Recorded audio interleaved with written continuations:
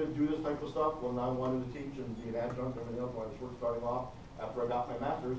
I went to the Chronicle of Higher Ed. That's the place. And they actually had a CV doctor. It was called the CV doctor.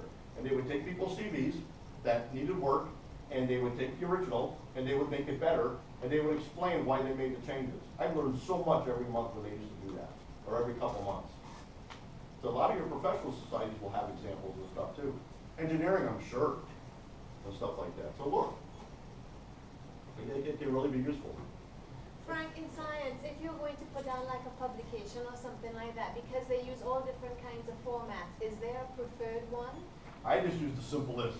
Unless there's like something very, like let's say you're going to the American Society of Civil Engineers or whatever like that, and that journal uses a specific format, and you're going to be handing out, maybe you want to have it that way. I just use a very basic type of, yeah. In biology, there really isn't a standard reference format. Yeah. Someplace like psychology, the American Psychological Association APA format rules. Yeah. So you would probably want to have it in that format. The other thing that you might want to... Science is all over. I just do, I mean, I do real basic, you know, I don't, actually I don't have the one that, we're actually working on a publication together, but maybe I should have put that in if you had a publication, you know. Same type of thing, kind of like, this is almost formatted the same way. Yeah. You know, just the names, the whatever, the date, the title, then you put the journal, and you know, and then put down the, you know, it doesn't have to be in the top. The most thing that I would do though is don't put journal abbreviations. Let's spell them out. A lot of people won't know what those abbreviations are. Yeah. And then basic type of stuff. One other thing in terms of references that could be helpful is if you have a publication of some sort. Yeah. First of all, that's like awesome. Mm-hmm. That's your bread and butter right there. But if you do have anything that is like even a conference abstract or anything like that, because some places will put them online, put a link if you've got like a paper or anything like that, because a lot of places are asking for CVs and resumes in PDF format. And it's so helpful because a lot of times people will actually want to like see what you have done, like read the abstract or look at the paper.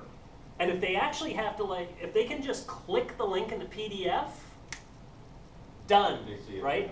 And versus, I actually have to go over to Google, I have to type in this, I have to go there, maybe I'll get it, maybe I won't, and it's kind of a pain. So links can be, putting those into anything that you think might be read electronically are really helpful. Yeah, that's like the whole use of DOIs now. Yeah. Do you guys know about DOIs?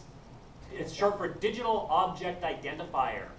And if you've ever like looked at websites for journals, and they'll have a link, and you'll see like the link is like this long, 3 times over. And what happens is that journal, like the publishers sometimes go in and they revise all their links, so links break all the time and they rot. But each article has this thing called a DOI, or most do. And that is guaranteed to never change. So basically, if you have the DOI, somebody can always find that article, even if the publisher rearranges it, because they always keep, it's like a serial number for a paper. So it's really handy to list a DOI rather than a link, honestly. And basically a DOI is just a way of linking. So where would you put, let's say you have like 3 conferences plus a paper. So would you put those under your education? No, I would put right there. I would have one thing for presentations, another one for publications. I mean, if I only have like one publication, just make it. Doesn't make a difference. Publications, let it jump out.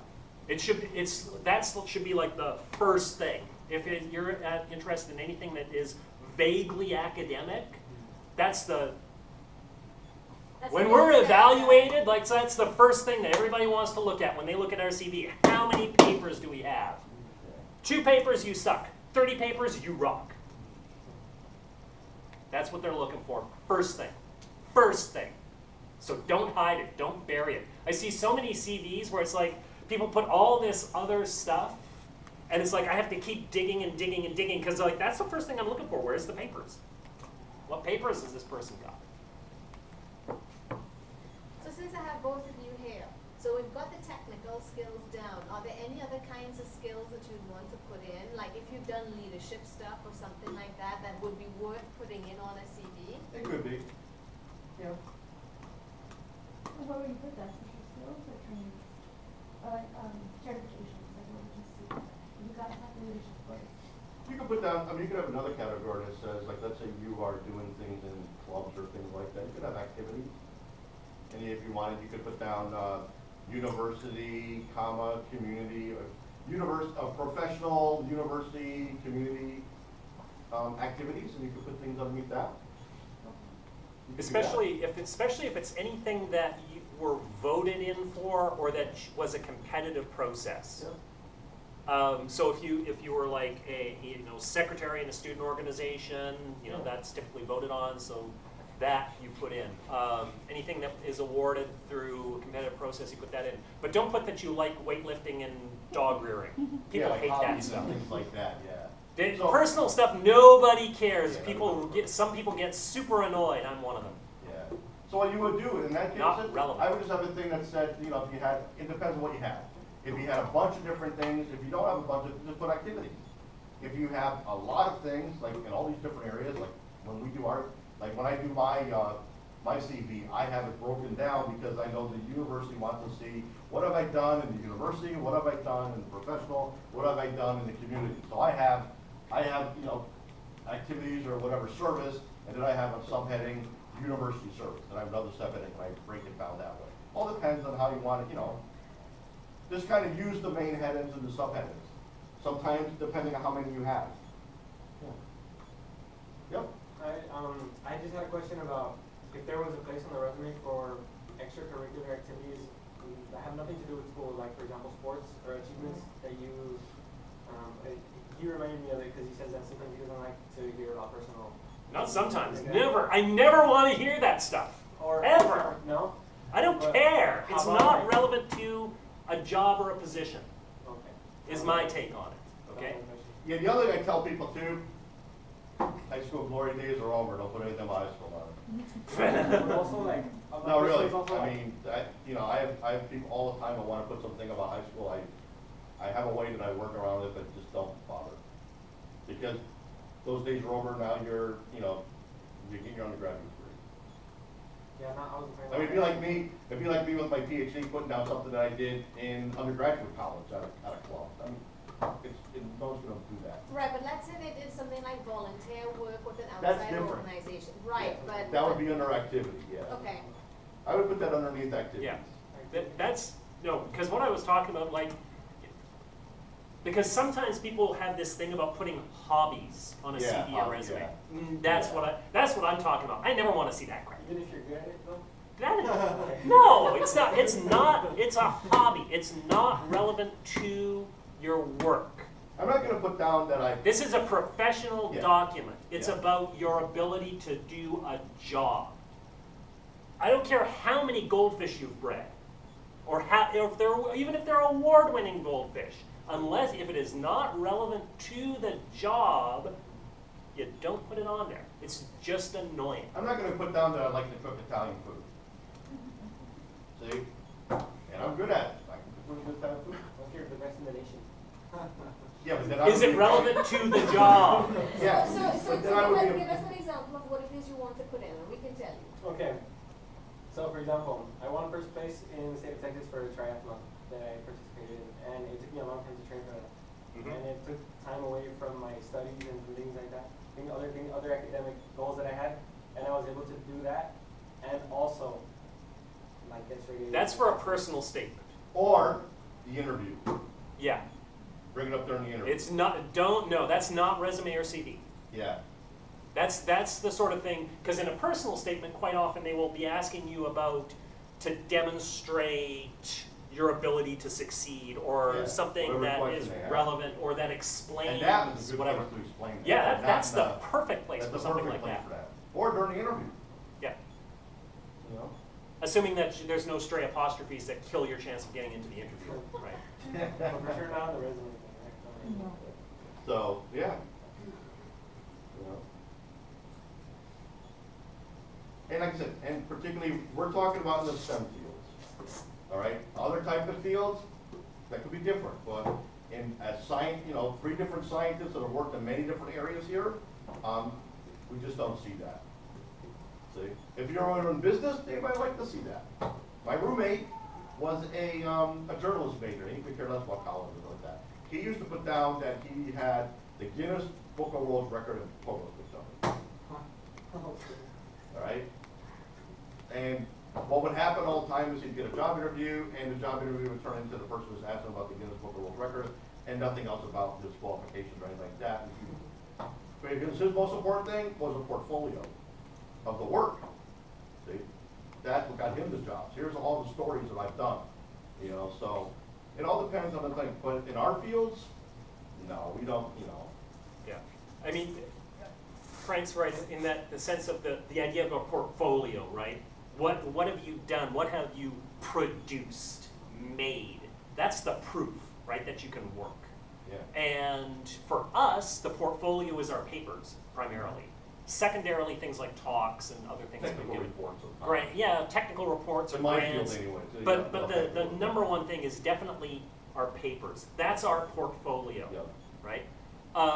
The same thing with an artist, right? If you were to hire an artist, and it's like somebody comes in and says, yeah, I'm an artist. And it's like, well, I want to hire you to do a painting or design or whatever. It's like, the first thing you'd say is like, can I see a sample of your work, right? And if somebody said, well, no, I haven't finished anything and I don't have anything to show you, And then, the next then you person would comes not in- hire that person. Yeah, and then the person that comes in after you has a portfolio or has that work or has that paper. Yeah, See? that's the proof. At the same time, when you have like, life experiences and stuff like that, when you're talking with someone, that's the perfect time to, you gotta remember this, your resume, your cover letter qualifies you to position, all right? Now they're gonna decide, when you get to the thing in terms of the interview, they know that all of you are equally pretty much qualified. Now they wanna see who they wanna work with. On a daily basis, who they wanna hang out with.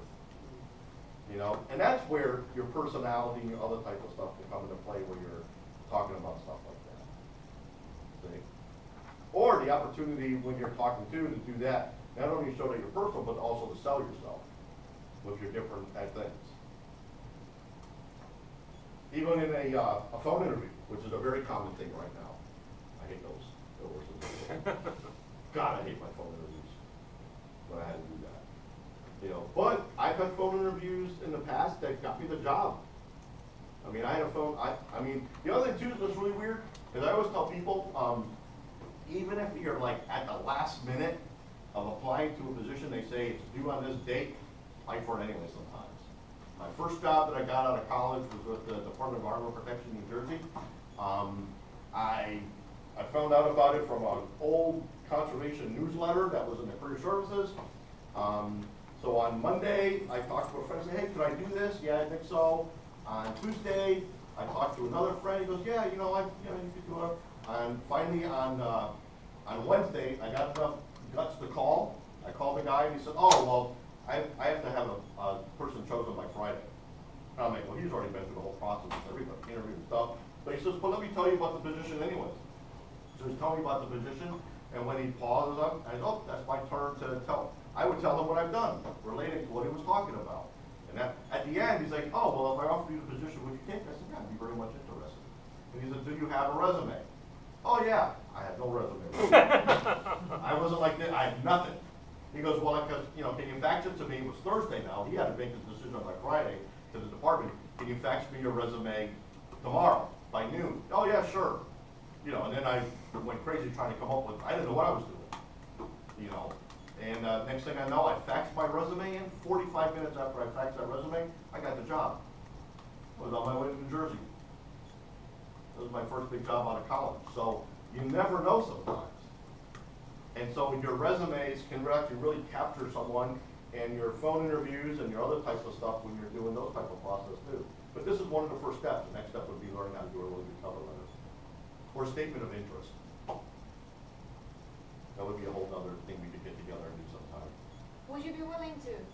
Yeah, I mean, me and Zen teach that anyways about writing and That'd be reviews and stuff. fabulous.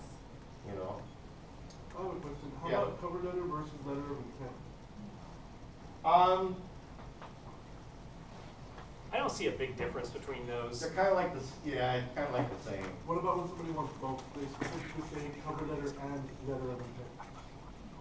And I think in that situation, your cover letter usually refers, really briefly, but refers to your letter of intent to get the person to look at that next, you know? Because I've seen that here for positions here, Really? to apply here. Huh. I know. So, well, I could do one, I mean, you know, if there's the interest and stuff, I don't know if I want to do this semester right away, but you know, it's kind of done, but we can definitely do a personal statement type thing. Because those are really important too. The biggest thing in personal statements is to do if you're doing that is people don't answer the questions. When I'm on grant review Nobody boards, reads the rule book. when I'm on grant review boards, there might be 5 things they want them to address. And they start writing it and they